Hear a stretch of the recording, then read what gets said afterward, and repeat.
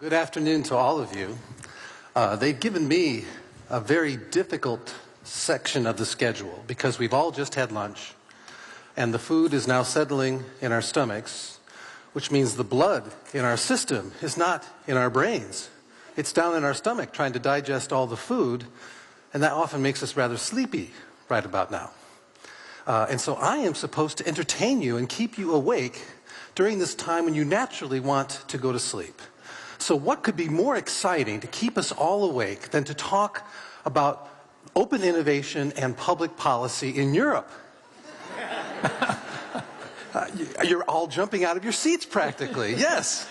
So I need to do at least two things in the time I have. One is to give you some thoughts on this topic, but also to reserve some time for a little colloquy or Q&A with Leif and myself, time permitting, perhaps even questions from you as well. So let me dive in and try to keep you awake. So I want to begin my discussion of open innovation with perhaps an answer to Leif's question to me of what would be the opposite. And this is a model of innovation that it's in many of our textbooks that we use to teach our students about managing innovation and technology. And it's a representation of a company's research and development process. And in this representation, I've drawn it as a funnel turned on its side. And the imagery is intended to convey the idea that ideas and projects start from the knowledge base of a company. Leif would quickly remind me the intellectual capital of the company. And out of this knowledge base, we begin investigations and projects. And in the beginning, we consider many things. Hence, the funnel in the beginning is quite wide, because we're willing to consider many possible things. But as we journey from the laboratory to the market, and we do more testing and development, we begin to throw things out, we discontinue things, and the funnel begins to narrow down quite a bit. And only a small subset of what we start actually gets through to the market. And some portion of this we call research. At some point there's a handoff to a group that does the development, to actually take the idea and then commercialize it, take it into the market. But you notice I title my opening slide to you a closed innovation system. And the reason I do this is that in this conception, the activities that we do in the innovation process are done inside the four walls of our organization. And there's only one way into this process, and there's only one way out into the marketplace. So keep these properties in mind. Only one way in, only one way out, and all of this activity is done in our four walls. Now, an example of such a thing would be one of the preeminent industrial research laboratories of the 20th century, Bell Laboratories. I'm showing you here a photograph of Britton, Bardeen, and Shockley, who jointly share the Nobel Prize for the discovery of the transistor. Tremendous breakthrough that ushered in the modern electronics industry. But AT&T, the company that paid for Bell Laboratories and funded this work as well as a great deal more, took more than a decade from the time this discovery was made before it actually shipped a product to its market that had a transistor in it. Meanwhile, the first company to actually take a product to market using this technology did not come from America, was not a large company, was actually a small startup company in Japan called Sony. This is back in the late 1940s. So Sony used this transistor to make a tiny hearing aid to help amplify sound. So people who were hard of hearing, instead of having these enormous devices at the time that were required, could instead have something that was much smaller, just fit right behind the ear. And that was one of the first products to use a transistor. And this makes a couple of important points when we get to innovation and innovation policy. Sometimes the organizations that discover and invent that new idea, that new technology, may not be the ones that innovate with that idea or technology. So as we come to talk about public policy in Europe, of course we care deeply about the science base and building our knowledge. This might well be necessary, but it's not sufficient to be successful with innovation. To be successful with innovation, we must go beyond the basic knowledge, the basic technology, and go into the marketplace. And that's going to bring in all kinds of other considerations, such as the business model that's going to actually commercialize this activity. Perhaps the social and institutional factors that support taking risks, encouraging new startups like Sony at that time. Things that aren't traditionally part of the basic science considerations. Now, if you look at these traditional research laboratories of that era of the closed model, we did it all ourselves, they look like fortresses that are architected and structured to keep knowledge from leaking to the outside. So on the one side here, you see Bell Laboratories campus in New Jersey, and over there is the famous Watson Research Center from IBM. And these are tremendous organizations that came with many wonderful discoveries. But to even physically go to these facilities, you feel like you're very small, and the facilities are very large. It creates that mindset of the big action is inside these organizations. And this in turn creates certain logic for the public policy of that period of time, of the period where organizations themselves did most of the heavy lifting when it came for innovation. One of the ideas was we're going to focus on our market here in Europe. We're going to protect those companies serving this market from foreign competitors so they can be successful and prosper. We're also going to be careful to restrict foreign workers and foreign students coming in here. Again, this is a logic of doing it ourselves in our own region. And we're going to subsidize the largest companies to help them and encourage them to do more in this. And indeed, we want to help those and not the companies from outside of the region. So I'll come back to this logic in what I have to say in a few minutes. But things have changed since that era of closed innovation. I won't go through all the changes, but let me list just a few. One is the mobility of us as workers. A generation ago, it was quite common for many of us to work in one organization for our entire careers. And we would retire with the gold watch and the handshake, and that meant that organization could invest in us and our knowledge, confident that all of that knowledge was going to be used in the service of that company's business. But today, most of us are going to have many employers. Those of us who are just entering the workforce may have a lot of employers. In many engineering professions, it's quite common to have 5 or even 10 employers in a typical career. And that means there are 4 to 9 different times when your knowledge and experience you acquire in one organization goes with you to a different organization. And that receiving organization does not compensate the first one for the knowledge and the training that they gave to you. So knowledge begins to diffuse. And all of these factors I'm going to describe have this property of taking concentrations of knowledge and diffusing them more widely. So the first is this idea of mobility, that it's growing and that spreads knowledge more and more places. The second factor is the role that universities play. In the closed system, universities were very important. They not only did the basic scientific research that might have informed some of the knowledge in our own organization, but they trained the workforce that we hire and then use through the lifetime of their employment with us. I think over time, though, universities have moved from being just the training ground and the providers of basic science to seedbeds of much more innovative activity themselves. And indeed, I think this is something to be encouraged. But remember, universities are in the business of researching, publishing, and then teaching cadres of students each year, year after year.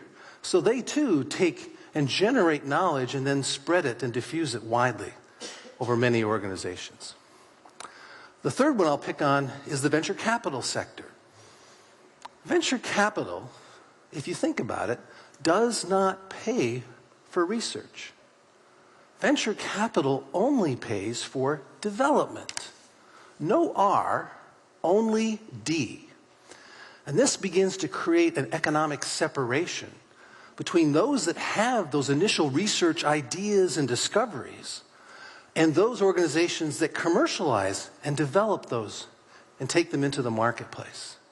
You won't find a venture capital firm with its own research laboratory. They're always in office parks somewhere.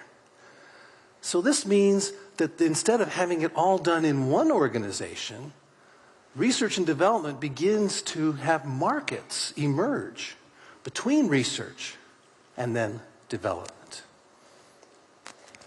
One way of thinking about this was articulated nicely by Bill Joy, a graduate of Berkeley, by the way, who was the founder of Sun Microsystems in the computer industry. Sun stood for Stanford University Network. And what is this computer scientist doing today? He's a venture capital partner at a firm called Kleiner Perkins, one of the best known, most respected venture capitalists. So in his own career, he is diffusing and spreading knowledge quite widely, and now he's trying to invest behind it as well. And he said, not all the smart people work for you. And in this broader knowledge environment where useful knowledge is spread many places, well beyond the confines of even the best of the internal research laboratories, not all the smart people are going to work for any single organization, no matter how big, no matter how effective. So instead, we need an innovation process that's going to take advantage of the fact that there is a lot of useful knowledge spread so many other places. And so we see a transformation that takes place. And I must give credit here.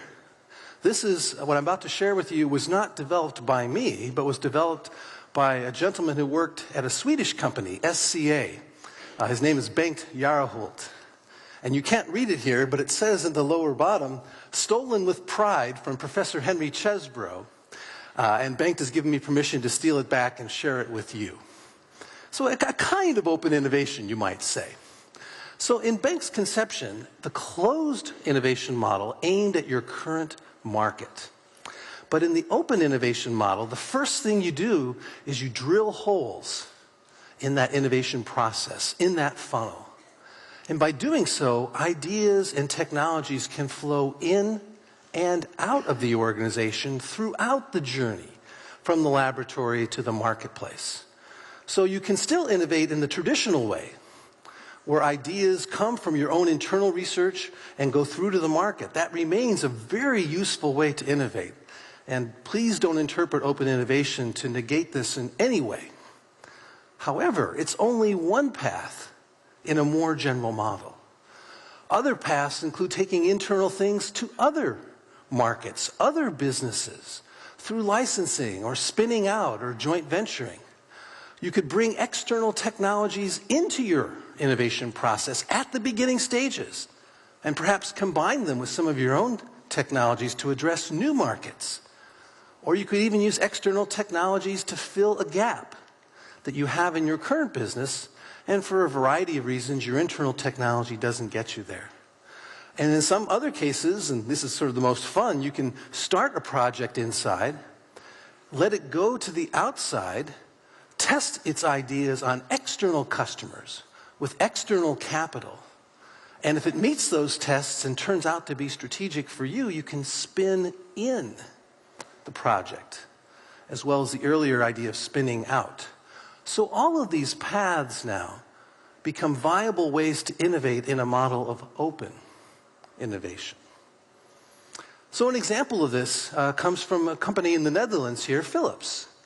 For many, many years, over a century in fact, a very closed innovation organization with, I think, something like 60,000 patents received over its life. A tremendously successful, effective company. Yet in 2003, they did something very interesting in their main high-tech campus in Eindhoven. which had barbed wire fencing around the entire perimeter of the facility that housed about 1,500 Phillips researchers, and only one entrance to that whole campus, very heavily guarded with security, 24 hours a day. They tore all the fencing down in 2003, which is the picture you see here. And what they did instead is they opened up the campus. And you can see the perimeter of that campus. It's about a square kilometer, but it no longer has just Phillips researchers working in this environment. There are now a bunch of other people from other organizations, 75 different companies, ranging from corporate companies, some of them spin-offs or partners of Phillips, but others of them relating to providing consulting services or economic development, basic research institutes from both government and university sources, all of them on the same physical campus. And there's only one restaurant for the whole campus. So everybody has this natural mechanism to get together and rub up against each other. So it's a much more open way to think about organizing innovation.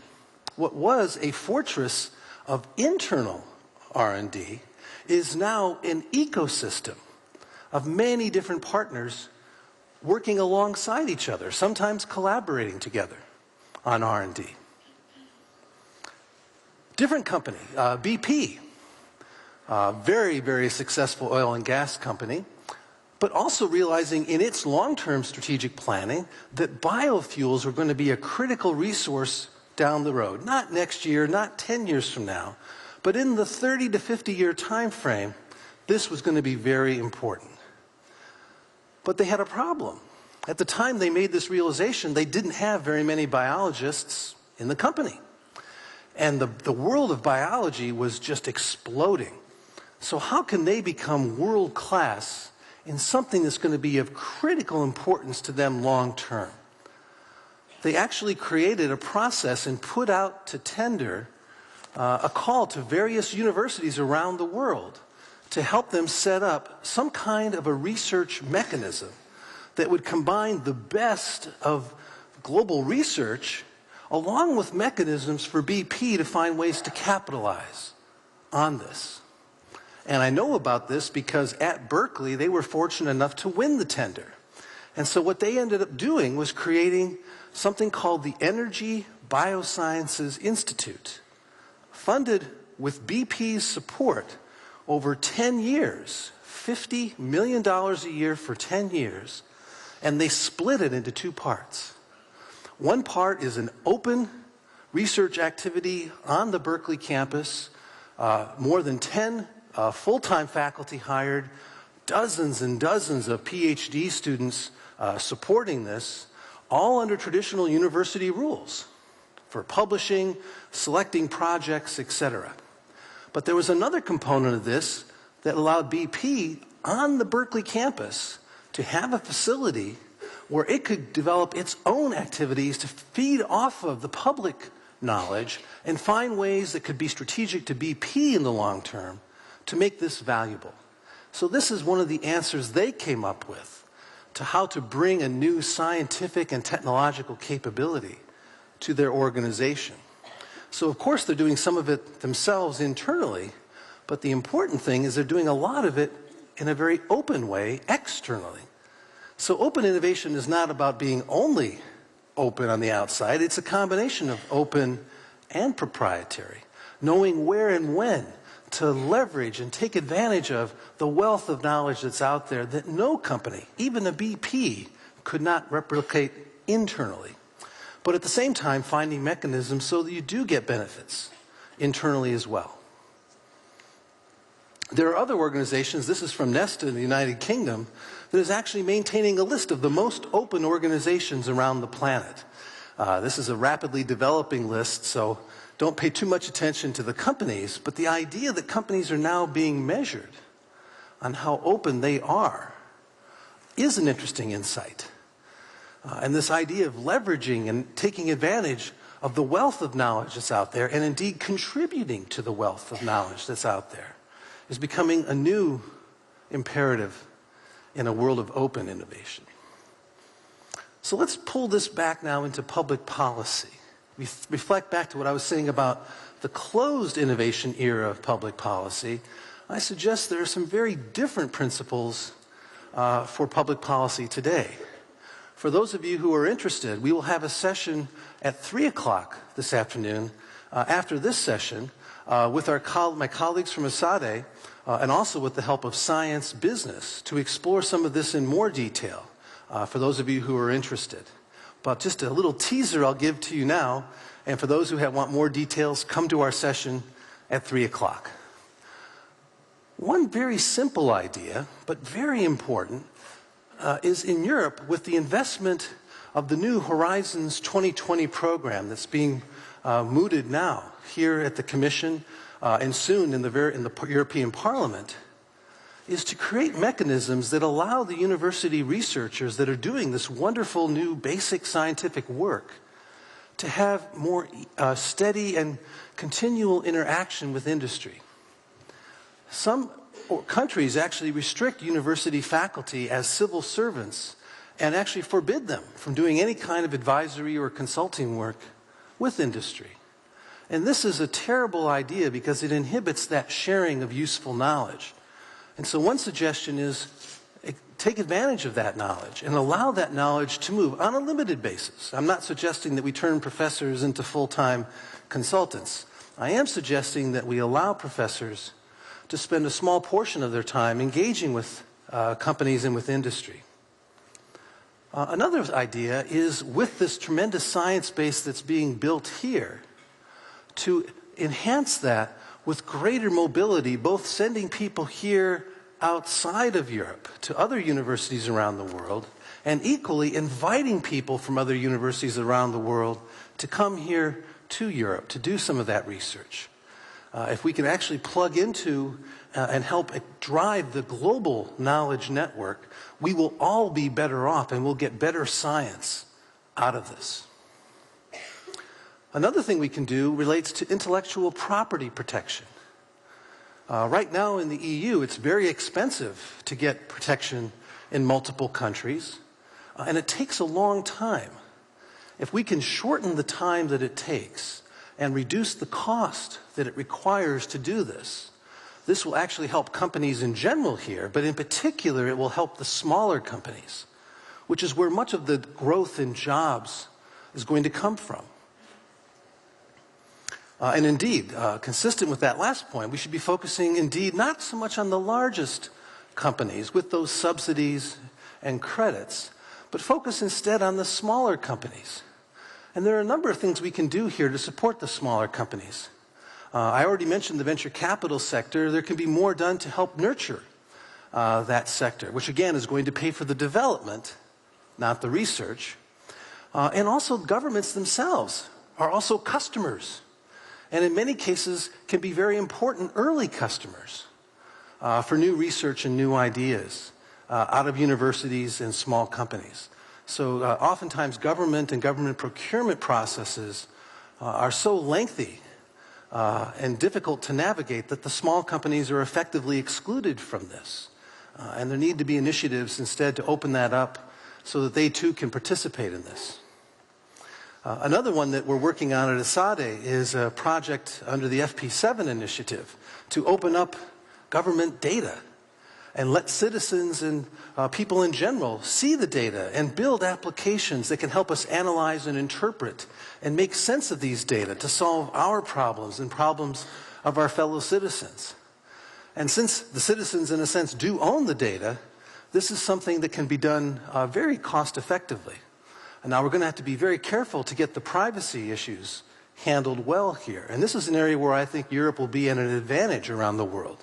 I think Europe is further ahead in thinking through privacy issues and will probably get that balance struck right while other regions are still figuring it out. And lastly, welcome the foreign companies that want to invest here. Of course, they have to play by the rules of the WTO and the WIPO, etc. And it's important that these international conventions be maintained and supported. But provided that organizations are playing by the same rules and making investments here, they should be welcomed as an important part of the ecosystem. rather than excluded from the innovation policies in the area. And so with that, I've written a few books on these topics of open innovation, and maybe the next one needs to be, indeed, on this topic more generally. But given that we have a little time left, let me turn it back to my chair and invite a discussion on this point. Thank you.